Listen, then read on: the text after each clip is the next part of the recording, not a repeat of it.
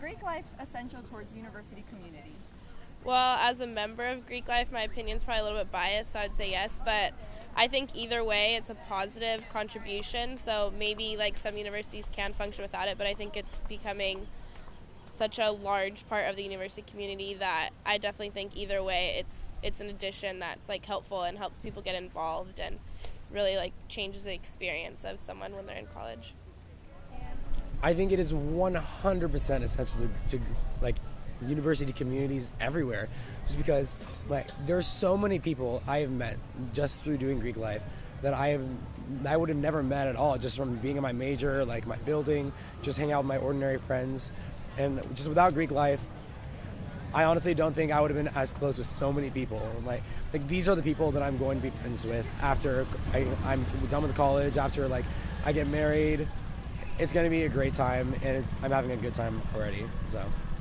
No, I don't believe that Greek life is essential to university communities. At my past universities, Greek life was not affiliated with the university, so students had the opportunity to join other organizations, other clubs of their interests. And so in a sense, people didn't have to be part of Greek life in order to have a social life. No. I don't think so. Is Greek life essential towards university communities?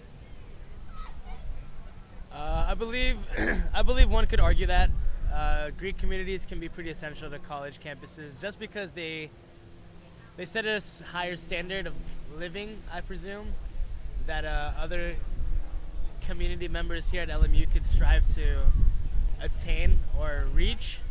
I think Greek communities are a great addition to college life because it really does a good job of instilling, values and a sense of trust and leadership within people. And that would be my answer. I don't believe it is, but it can be. Certain students don't feel comfortable enough, especially coming from high school, to kind of just wander the campus themselves, find their own friends, do stuff like that. So I think it's nice that it like supplements that for some people, but I think there are other ways of having that community feel on campus. I don't think it's essential for like every university community, but I think it's like a great like addition to like the community because it gives people like a chance to like fit into their own groups and socialize more and like gives people more opportunities to like get involved.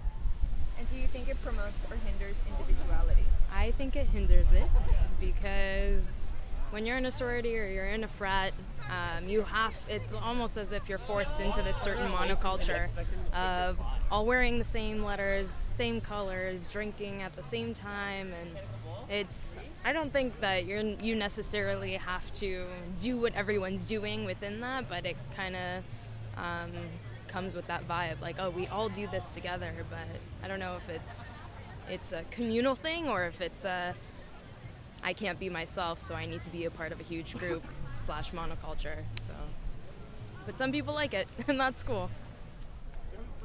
I think it depends. It just depends on the people in the Greek life. I believe Greek life can promote individuality just because you're coming into contact with so many different people of different faiths, backgrounds, ethnicities, races, religion, that, it's a good process through which you can learn more about others, but also you're learning more about yourself and your limits and boundaries. And through that, it's a good way to be able to not compare yourself among others, but kind of gauge where you are with your identity among a spectrum of other people who are as diverse and motivated and or highly talented as you. So if anything, it should serve as an extra push to kind of make yourself better and attain that higher standard of your individuality.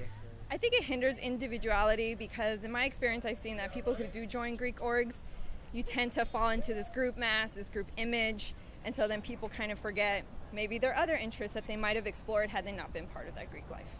I think it promotes it because when you're going through the recruitment or rush process, you're like open to every single organization, so you really get to figure out which one suits you the best. So I think you like find where you fit in, and then within that organization you can like find the part of whichever organization you join that really like speaks to you.